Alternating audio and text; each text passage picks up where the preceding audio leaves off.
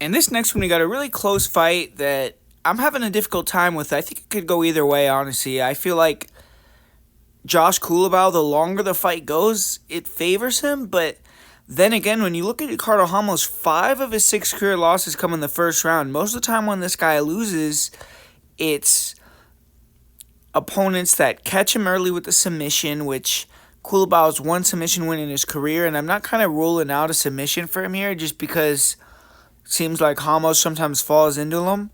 And or getting knocked out early a couple times, but most of the time, Ramos has been pretty durable. When fights go past the first round, he's done all right and usually maintained his cardio fairly well.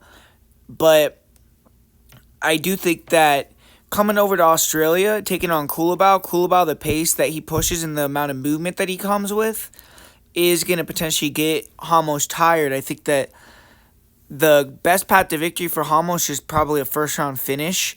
But how I see these guys kind of matching up and how they're going to look against each other in there is Culibao, he usually only fights in one way. He's really slick and tries to find that chuck hook or the rear crosses are coming in, fast hands, and cuts angles well when he's trying to stick and move. He'll throw those leg kicks, trying to force you to commit, come to him, and then he's going to counter you and clip you up.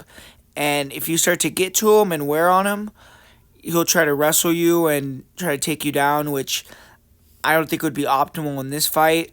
His last fight, we saw he was giving the backup real easy to Danny Silva, and that's something that he can't do against Ramos here, but he's good at scrambling, kind of getting out of bad positions, and getting right back on the gas. And I think that potentially if Ramos' old tendencies come in here, he could maybe land one of these front kicks to the body or a check hook rear cross combination and rock Ramos, and then Ramos jumps into a submission or finishes Ramos out early.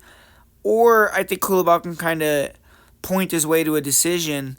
But Ramos also has clear paths to victory through just being dynamic on the feet, staying at distance, but kind of feinting, playing that range game, and then finding your openings to close the gap, get to the back position on Culibao where you should be the more physical guy even though you're coming up a weight, and try to get the back position and get that rear naked choke or just control from the top. But the reason why I'm going to go with Culibao is because I've just seen Ricardo Ramos lose position too often when he gets guys down, especially when he gets to the back as well.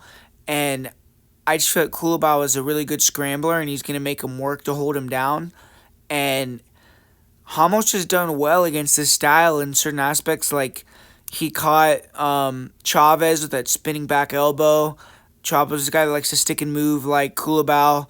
And that spinning back elbow is always dangerous for Ramos, and he has okay striking overall, but I feel like Culibao is just going to have his number in terms of being a little bit better with his movement on the feet.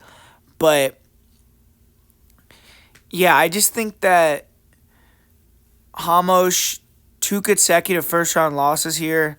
Culibao is coming off a couple losses in a row himself, but